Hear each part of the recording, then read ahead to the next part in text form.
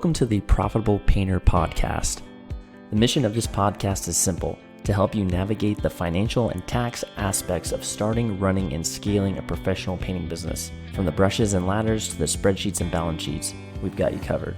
But before we dive in, a quick word of caution. While we strive to provide accurate and up-to-date financial and tax information, nothing you hear on this podcast should be considered as financial advice specifically for you or your business. We're here to share general knowledge and experiences, not to replace the tailored advice you get from a professional financial advisor or tax consultant.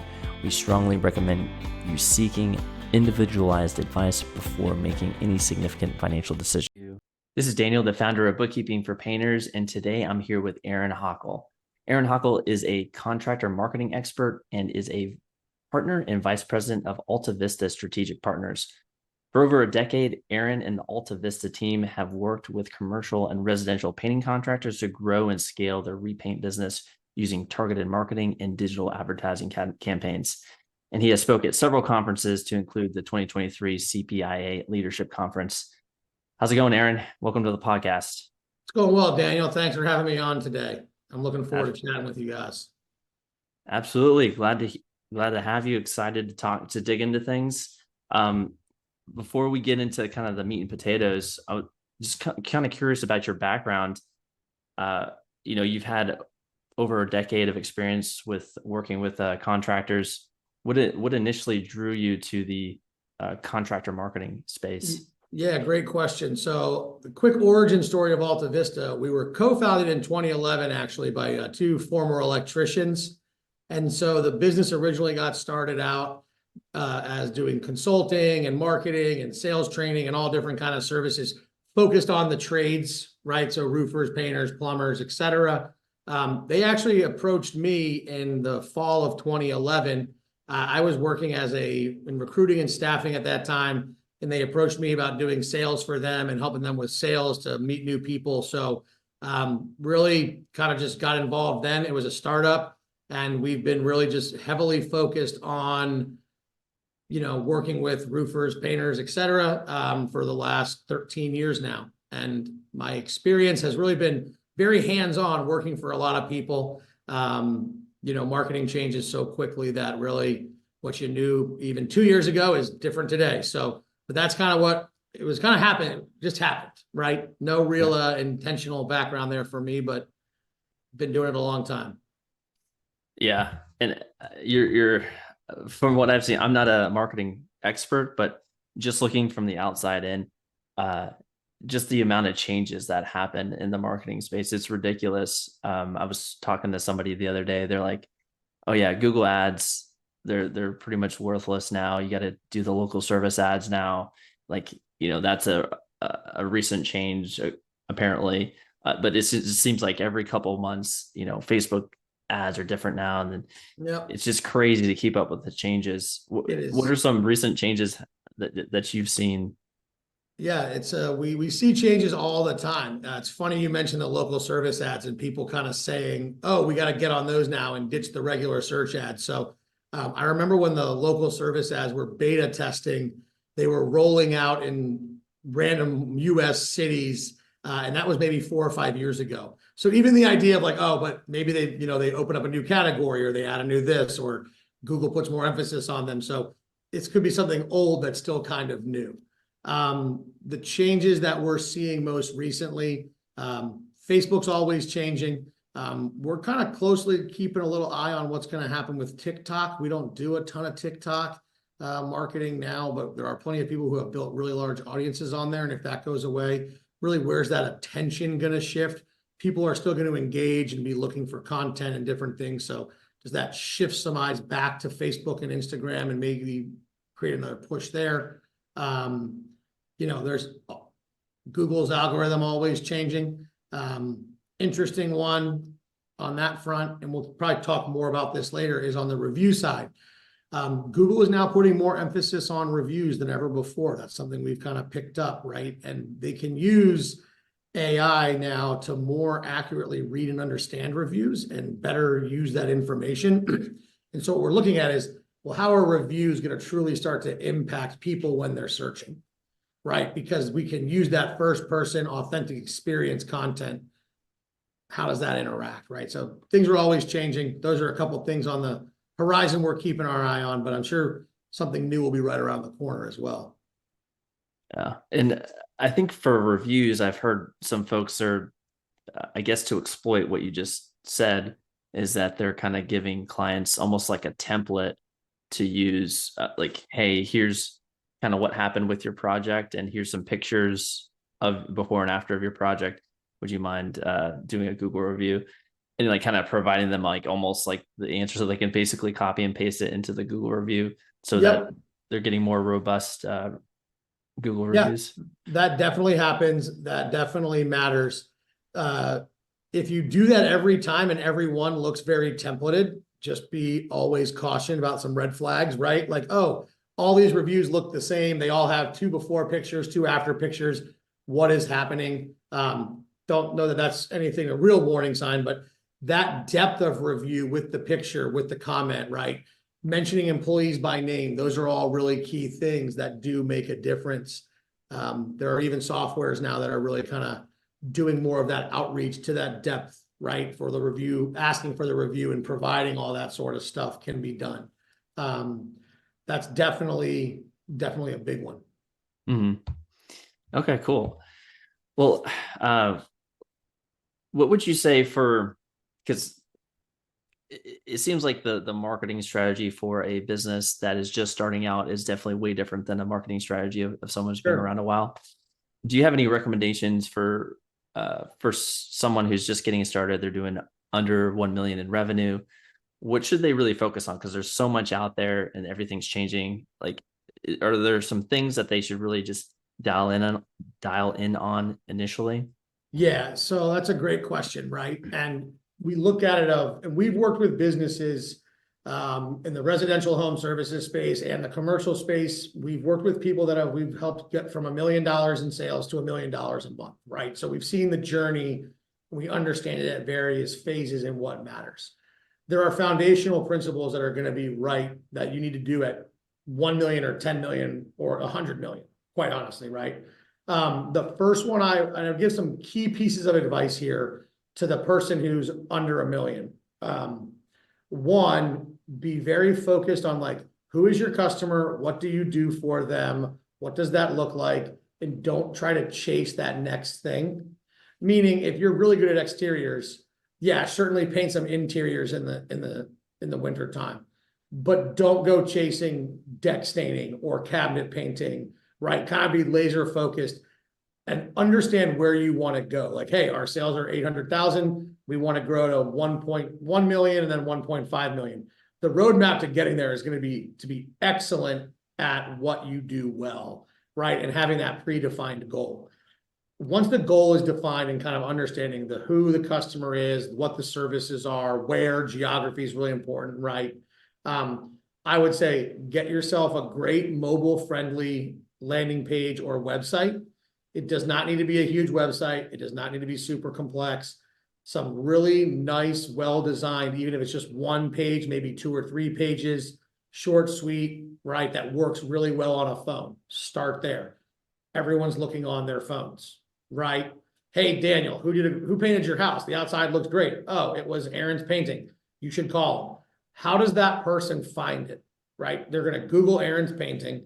It's going to pop up on their phone, and we're going to look for some ways we want them to go. But if they click to the website, it needs to look nice. So I think that would kind of be a first point of like there.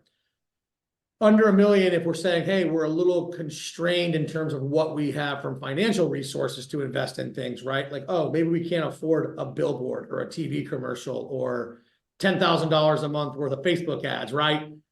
Look at some really simple things. The reviews are crucially important. You can get business cards made with a QR code.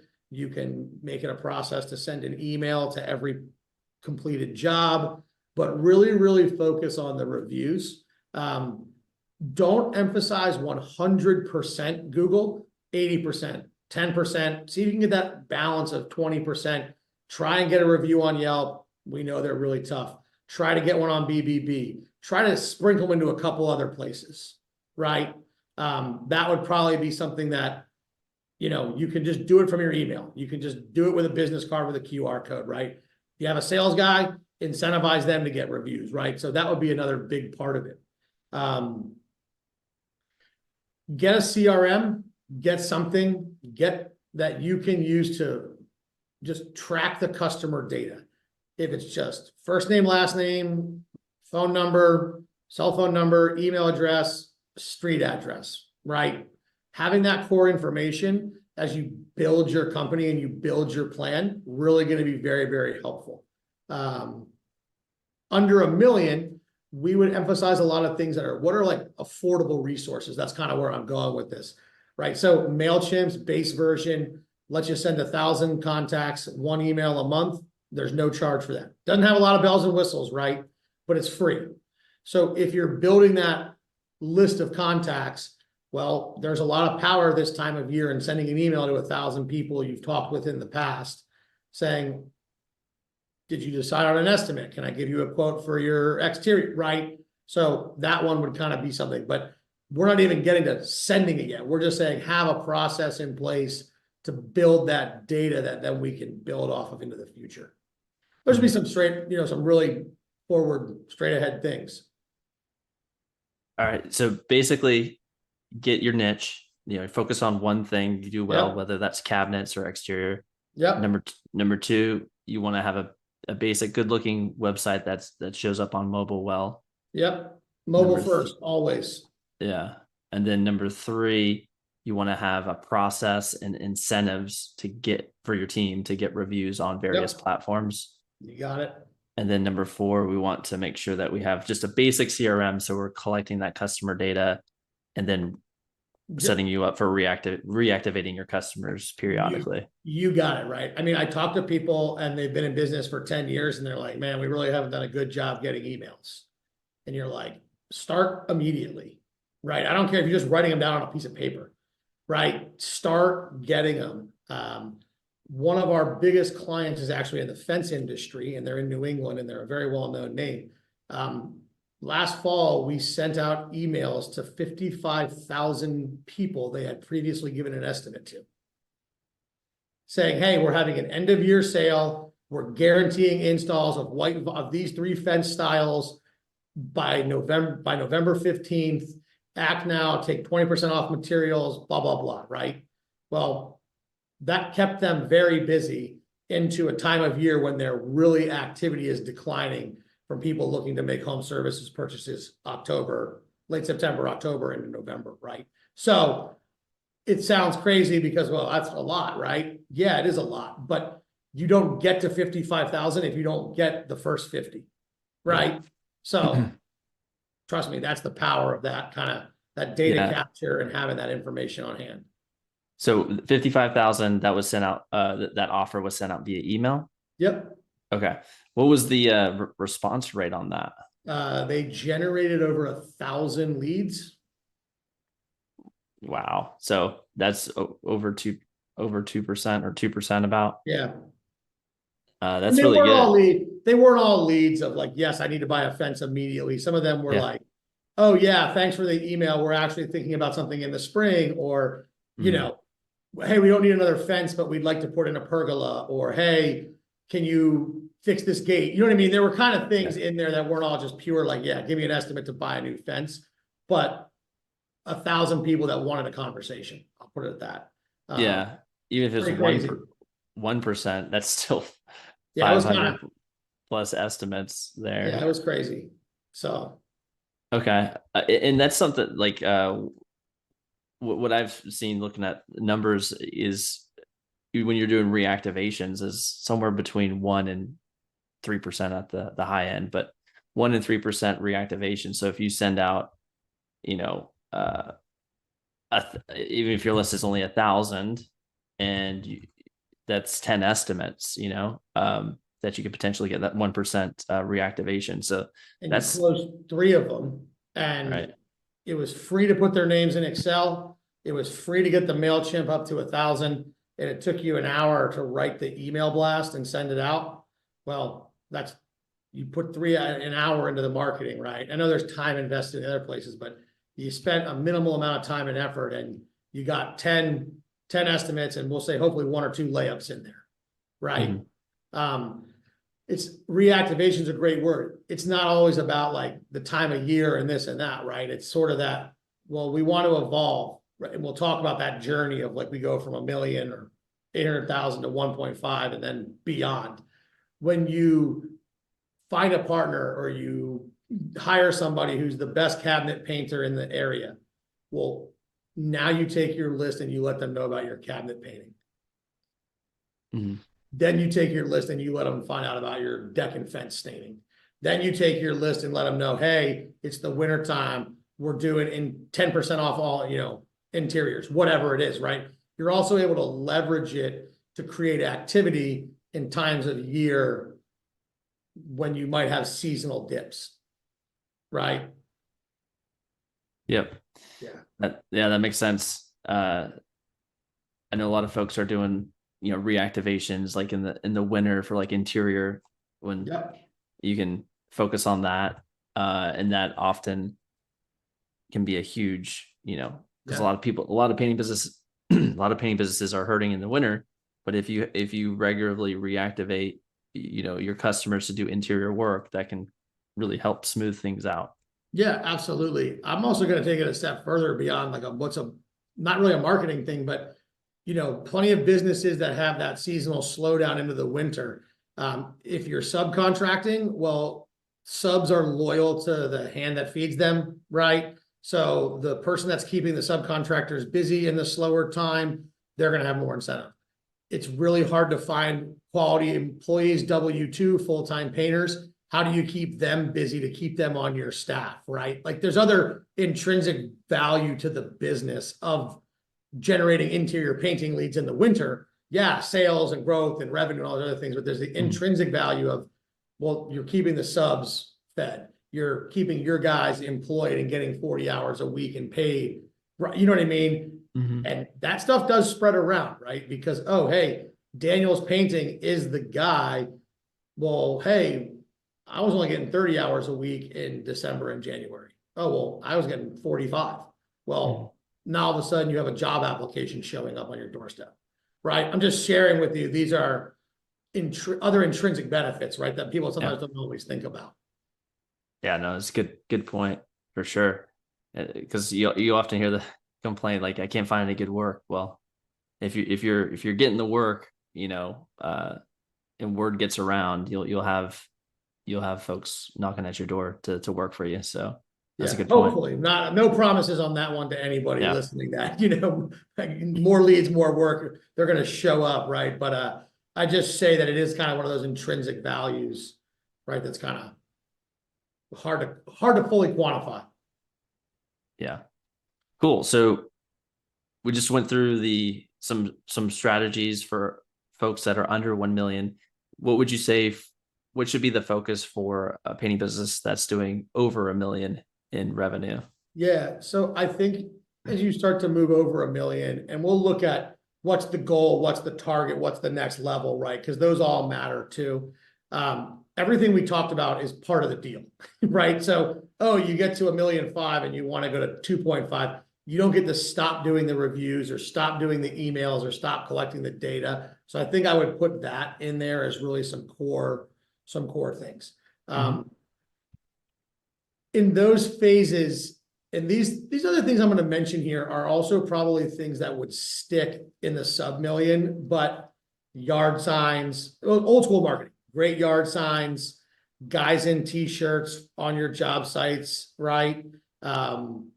Wrapped vehicle, professional wrapped vehicle. I think there's a stat that a service vehicle working 50 hours a week in the Washington, D.C. area will be seen by like 95,000 people while it's traveling on the highways and roads per week on average.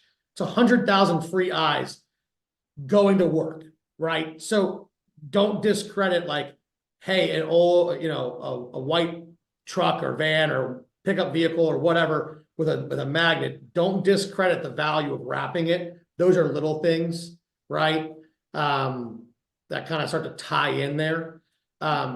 Outside of those, and we'll call those maybe more like physical, real world. I don't know how you want to term those. As you start to move and you want to grow million plus, word of mouth starts to dwindle, right?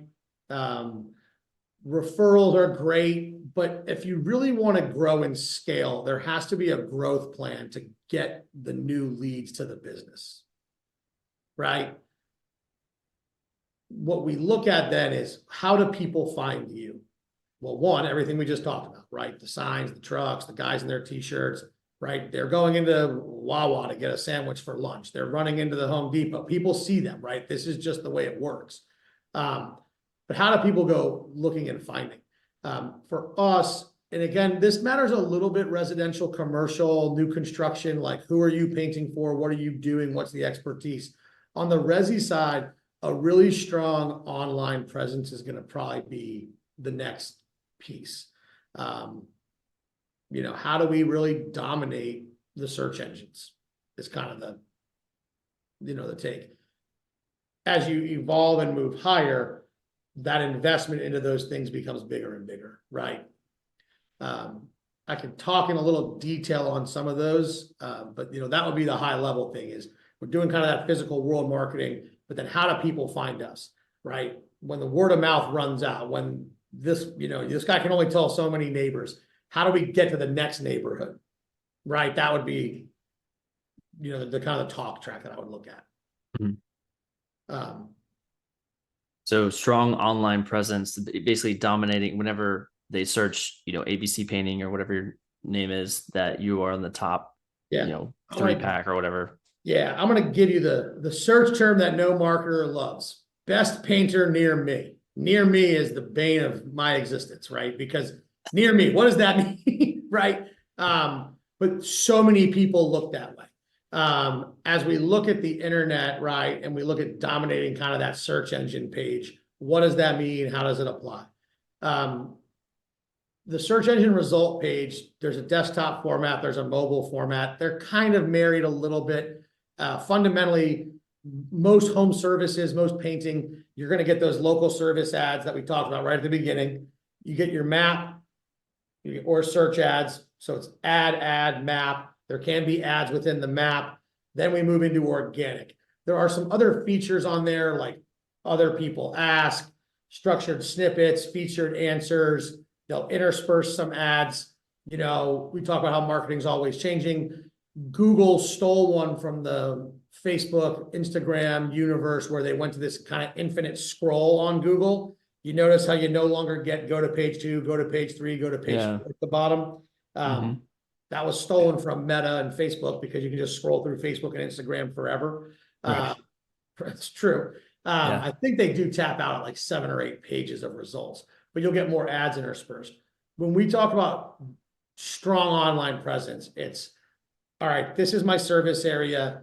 These are my core services. These are the keywords that should make sense for me. How am I showing up and dominating in all areas of that page?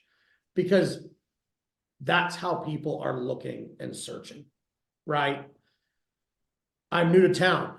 How do I find a painter? Best painter near me. Which painter near me has the best reviews? Best painter, Baltimore, Maryland, right? You know what I'm saying? It's how people look. So now what's the investment look like what's the strategy look like, right? How do we get into all these places? The LSAs can be a pain, the local service ads, to get the Google guarantee going because of the background check and the licensing check. But candidly, most people can navigate that themselves. And then you just set it up with budget. What we find really interesting about those is they work really well in some markets, but they don't work as well in other markets. I don't know what it is. Most people listening will probably be like, oh, we don't like Angie's List. Angie's List has ripped us off, or their leads suck, or whatever. Well, in Indiana, where Angie Hicks founded Angie's List still does extremely well for contractors in Indiana because it was like from there, right? So like, it's just one of those market things. I'm just using as an example. Right. Local service ads. Then we look at local SEO to kind of get in the map. Then we look at paid ads to kind of get into the next bucket. And then we look at the organic SEO. And there's marketing strategies that you put in place behind each one. And then for us, it's what makes the most sense for that painter's business. What are their needs? What are they trying to accomplish? What do their markets look like? We then build strategy around, well, let's focus here and here, or let's focus here and here, because budget is a factor, right? We target them, and then we build strategy. And then for us, it's really about tracking results and outcomes. All right. So basically, you want to improve your online presence with getting really specific on what service areas you're in and where you want to dominate, and then also your service types. Make sure you're showing up for each of your service types. Yeah. And then dialing in your local service ads, your organic ranking, and then also regular Google ads, and make sure you're tracking the success of each of those things. Oh, yeah. So you know what's giving you the best return on investment, so you can pivot as necessary. Yeah. And look, to figure this out at 1 million is incredible. There's a lot of people that struggle to figure this out at 10 million, right? All of these things are so interconnected. Do you know what I'm saying? And so the tracking and the attribution is always challenging. What we just really believe in is, if you're going to say, hey, Aaron, I'm going to pay Alta Vista X dollars to do these things. Well, like, okay, here's what we're going to do. Here's why we're going to do them. Here's our expected outcome. And let's track the results so that we can really say, hey, yeah, investing $1,500 a month into SEO and local SEO and these services, right? What did we get out of it? Who called my business? Who filled out a form? How much traffic? How's my traffic improved? How's my conversions improved, right? There's just so many working parts, but at the end of the day, really being able to tie back, here are the phone calls, here are the form fills, we believe we can really kind of demonstrate came from this channel and this investment. That's how we then make the educated decision of what do we do next, right? Because we're talking over 1 million, but there's somebody listening who's 5 that wants to go to 7, then 9, then 11. Mm-hmm. Right. And those informed decisions matter at every jump on the way to wherever you want to go. So when you guys are tracking, you're helping answer that question of what is your return on investment for each one of those efforts, of whether it's LSA or we do our best. Yeah. Some of that does come on to the client telling us what they closed, who they closed it with. Mm-hmm. That's CRM, and we will consult on CRMs and help with them, but we don't sell them. We don't recommend one. We personally use Salesforce to run our business, but we have clients that use everything out there, right? Mm-hmm. So, the client having a system in place that they can use to say, okay, here are all the leads. We can do our best to say, yeah, well, we think John Doe called you from organic. Jane Doe called you from an LSA. Susie Williams called you from a paid Google ad, right?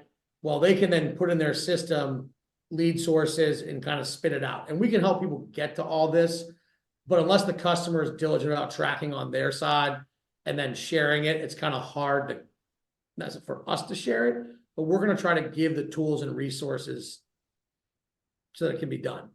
Mm-hmm. So as a painting business owner, what should I be doing to making sure I am doing that attribution correctly? When they schedule, should I be like, when they schedule an estimate, asking, how did you hear about us? And, because if somebody says, internet, online, I found you online, Daniel. Right. Exactly. Well, great. We're only talking about Google, and we're only talking about LSAs, the map, the paid ad, and the organic. We're not talking about any of those things on Bing. We're not talking about any of those things on Facebook or Instagram or anything, right? So we're not, right? So online is that really helpful lead source.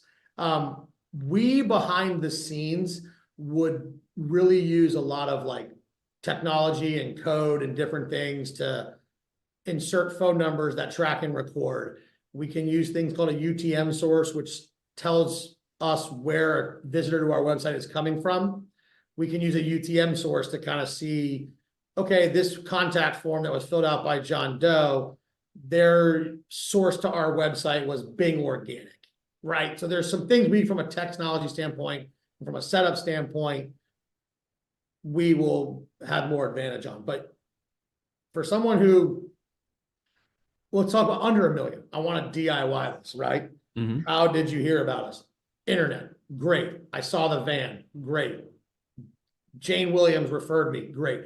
Even at the most base level, referral, saw the van, internet. Okay, that's still better and allows us to become more informed all the way through, right? Mm-hmm. Yeah, makes sense. One of the common things that I hear working with painting business owners is I hired a marketing company and it just didn't work out. They didn't do anything for me, or they don't seem clear. Like they paid I paid a bunch of money, but I didn't get anything out of it. Yeah, what I always, we hear that all the time too, right? I always tell people, well, I had a really bad experience with this painter one time, right? So what are you going to do for me, right? Yeah. I always make a little jokingly, right? Because every contractor's heard, well, I had a bad experience with this, or the last guy did a terrible job painting my kids' bedrooms, or whatever it is, right? And so it's almost like the onus of the prior bad experience falls on the next guy, whether you're a marketer or you're a painter. So I tell people to always kind of keep that in mind of, remember that time you got blamed because the last painter didn't do a great job for him, right? That's not my answer to the question. I just always kind of talk anecdotally like, hey, Daniel, my last bookkeeper landed me a huge fine with the IRS, right? Like, okay, well, I'm not gonna, you know what I mean? Like, that's not me. Right. So the same sort of deal, right? For us, it's really about honesty, transparency, right? And then in-depth reporting. We want our customers to know what they're getting, what value we created. And that for us is about, we do everything, like we do live dashboards, and you get to see your cost per lead on Google, and you get to see your social media interaction stats, and you get to see your SEO and how it grows, and your traffic reports from Google Analytics, right? So we want to always be demonstrating how the investment into the marketing, what do the results look like? Equally important, if not more important, to the core results, we're also going to hit pretty hard on, well, like, what's the lead flow look like, right? Also sharing like, hey, Daniel, this is what we did this month. This is why we did it. This was something we did to impact and improve your results. It's not just, this is 10,000 people saw your ad, 100 people clicked it, one person called you. Hey, Daniel, it's March. We just want to let you know that we updated all of your ads. They're now all using images from spring. They have beautiful outdoors. They show people outside versus people inside the interior things. On the landing page for our ads, we changed the incentive offer to $500 off exterior painting versus $300 off interior paint. What are we doing to drive the result, right? Those are key things that we emphasize. I also always share, the more I can prove to you that your investment into your marketing is working and what the real results are, the longer I'm going to keep you as a customer. And like any business, my goal is to keep customers, not lose customers, and not replace customers, right? So the more I can show you, the more I can demonstrate. That's something I'm always focusing on.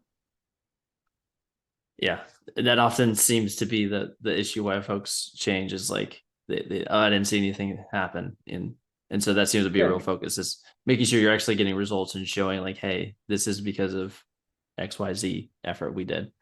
You got it, right. And I'll use that example I just had where we said, hey, this person said, hey, my SEO is really working. And we talked and I said, oh, well, 73% of your traffic all goes to one page, and it's a page about how soon can you sleep in a bedroom after you paint it, right? And they were kind of like, what do you mean 73% of all my traffic goes to that page? I didn't even get into like where that this was a local painting business, right? Yeah. Not like, this isn't CertaPro, right? This is not nationwide stuff here. This is a local painting business. I didn't even want to get into like, oh, I can also show you what parts of the country that's coming from. Right.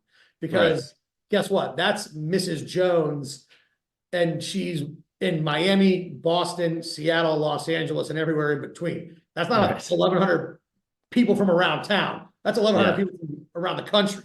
So what we're getting at is, yes, hey, but you're getting all this traffic. You're getting over 2,000 visitors a month or 1,500 visitors a month. Well, yes, but are they the right visitors? Are they converting? What's the lead look like? So just a kind of, little story.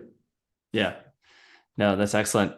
So, how should folks reach out to Alta Vista or yourself to learn Yeah. more about getting help with marketing? Yeah, so anybody who wants to talk to us, we're willing to talk to everybody. We always do consultations, analysis, SEO. We can look at what you got going on and tell you what we see, what we might do differently. Really easy to reach us. If you just Google Alta Vista Strategic Partners, we're going to come up number one for our name, right? And so there's that way. Or anyone can also just email me. My email is just Aaron, Aaron, and it's at altavistasp.com. So, right, Alta Vista Strategic Partners. So it's just Aaron at altavistasp.com. And we can set something up from there, fill out a form on the website, but we're pretty easy to get in touch with. Excellent. So yeah, if you need some help with marketing, definitely check out Alta Vista Strategic Partners. And with that, love to hear your thoughts. If you want to give feedback on the podcast, definitely go to Facebook, type in Grow Your Painting Business, join the group, and love to hear your thoughts for future episodes. Or if you want to ask some questions of Aaron, definitely chime in there. And with that, we will see you next week.